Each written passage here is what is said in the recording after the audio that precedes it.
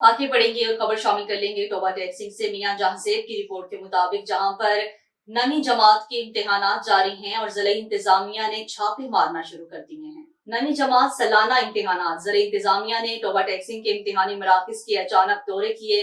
Deputy commissioner Mohammad Naeem Sindhu ने degree college और सलीम हबीब school में कायम इम्तिहानी मरकज का विजिट किया।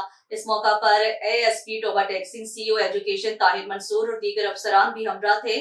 तुलबा के रोल नंबर स्लिप्स, शिनाख्त और दीगर पड़ताल के अमल को चेक किया। उम्मीदवारों की sitting plan, roll number wise और दीगर इम्तिहानी अमूर को मॉनिटरिंग भी किया।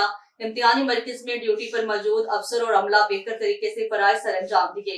डिप्टी कमिश्नर नईम सिंधु ने कहा है कि इम्तिहानात तुलबा और तालिबात की काबिलियत को जांचने का बड़ा जरिया है। इम्तिहानात में शफाफियत कायम रखना हमारी जिम्मेदारी है। उन्होंने कहा है कि तुलबा को पुरसुकून माहौल की फराहमी के लिए तमाम वसाइल इस्तेमाल में लाए जाएं। इम्तिहानी मरकज में गैर मुतल्लिका अफराद पर कड़ी निगाह रखी जाए।